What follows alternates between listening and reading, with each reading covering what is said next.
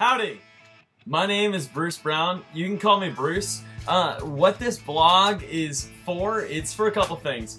First off, I am a fifth year senior student at Texas A&M University. I am a leadership major, and I'm currently in a class called ENS 101. It's really about thinking outside the box, learning how to be effective in your world, and really challenge the box that we're always put into in normal day thinking, and really break out of that. So this is going to be my web blog for my journal for this class. But also, one thing I've realized in my time it's growing up, I've come across a lot of different leadership materials, such as books, videos, stories, little quotes, things like that. So I feel like this will be a great opportunity to get some of those resources out there to you. So every one of these blogs, I'm going to be including some sort of leadership something. This one I'm going to throw in two, at least two, but I really want to use this, that way I get this information out to those who can really take it and make a difference with everything they're doing. So I hope this helps out in some way, and I hope this is a great experience for all of us. So I'm just starting this journal. Today is September 20th. It's Monday night here in Aggieland, and you know what? It's a great day. And I'm gonna just kind of reflect back on my past couple lectures real quick. I'm gonna just start with this one and kind of move forward and eventually catch up with myself. But I'm going to talk about a lecture on divergent thinking. That's going to be the theme for this one, divergent thinking. And we had a lecture from Blake Godkin, or @Godkin if you want to follow him at Twitter. Really, really great. Great man, came in. He used to be a professor for my class. But you know what, he came back and really just wanted to express his different aspects of what he's learned in his life. Because what he does is he goes into school districts and really tries to revamp them by getting them to think outside the box and think about creativity and think about the new generation of students, the millennials and the Generation Zers, and try and make them more effective in learning by doing things in a new way that's never been done before. So he started out this lecture by going through divergent thinking. So the 4 points of divergent thinking, and then I'm going to go back and hit on them all real quick. The first one is defer judgment. The second one is strive for quantity, and then thirdly, make associations, and finally, strive for novelty. So it's defer judgment, strive for quantity, make associations, and strive for novelty. So if we start all the way back at the beginning, we've got defer judgment. So this means when you're working with a group, these are all for working with a group, to come up with new ways of thinking about things and how to go through that process. So you want to start with deferring judgment. What deferring judgment means is it doesn't mean not to judge. You're a person, I expect you to be opinionated. If you weren't, I'd have really big questions about you. But I expect you to be opinionated, I expect you to have different ideas. But the reason it says defer judgment is because you're going to save that for later. Because you don't want to give praise, to boast them up, to make them think that their ideas are the best ideas and that nobody else in the group can contribute. And you also don't want to judge them and their ideas in a way where they're not going to contribute anymore to the group. So that's what deferred judgment is. And I thought that's a really good example because you can see it in groups when you form up with a group for the first time and all of a sudden you're put together and you're like, come up with an idea for something. And it's a new project, you don't really know each other, so you're not comfortable to call each other out yet.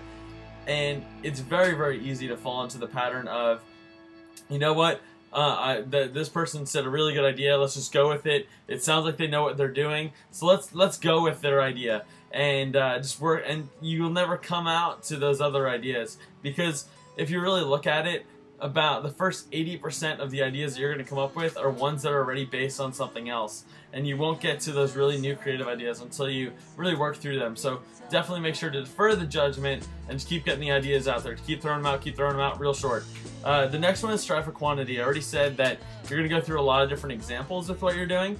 But make sure that you're going and keep getting more and more and more, no matter how crazy or outside the box or where the idea came from, doesn't even matter. But the fact is, you started on a path for how to solve something, and just think outside the box, like just completely outside the box, and just get everything, get as many as you can, because if you do that, you're more likely to succeed.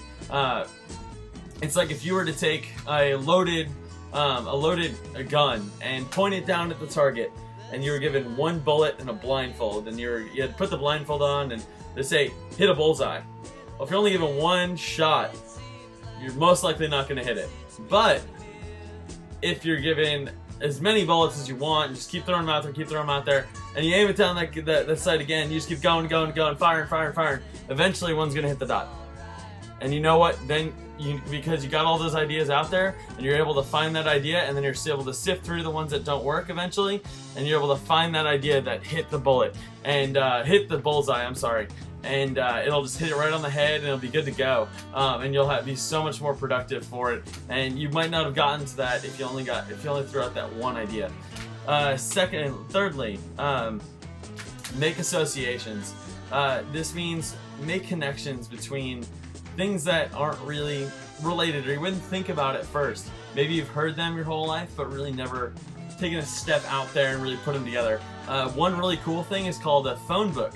Now, when I say phone book, you're probably thinking of a book that's like this thick, probably as some guys randomly drive by your house every 6 months to a year and throw this thing wrapped in newspaper out in front of your door. If you don't know what a phone book is, I'm dating myself here, but the idea was it had all of the numbers you would ever need for your area. You'd need a lot more numbers in this book, so that way you can look through and find those numbers, find the people you get in contact with, if they're even listed.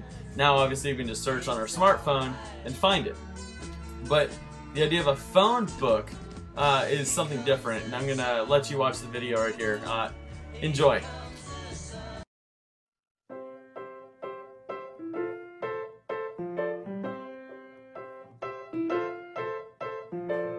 Had another day of setbacks and upsets. All the people I met got down or got mad. When I walked out that door, instantly got wet. Nothing else could go wrong. I couldn't even smile and walk on by. I won't sigh. Get up and feel the day.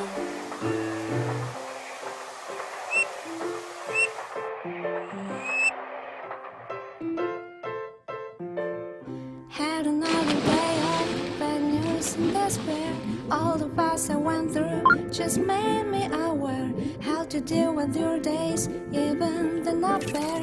Summer sun will come, you just have to smile.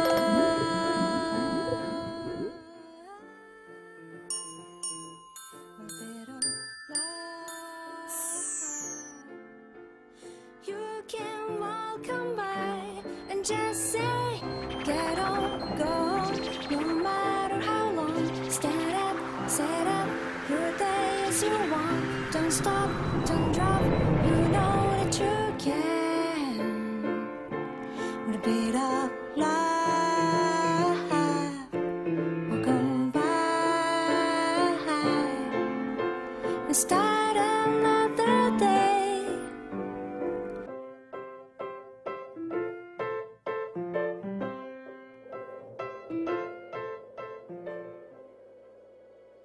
Welcome back. I hope you enjoyed that video. That's just a really cool example of how you can take an idea of something that you use every day and put up to your ear and talk in a new way and make it actually relatable for kids to use to get them involved with reading and really get those experiential learning environments created by taking the normal that's just on the page to make it interactive and make it flow with the modern students. Because if you have Blake actually said during his lecture, and I've actually tried this out, next time you go into Best Buy, Walmart, or any location like that where they have those giant TVs that are on a lower level so the kids can play with them and convince the parents to buy the video games, watch the kids.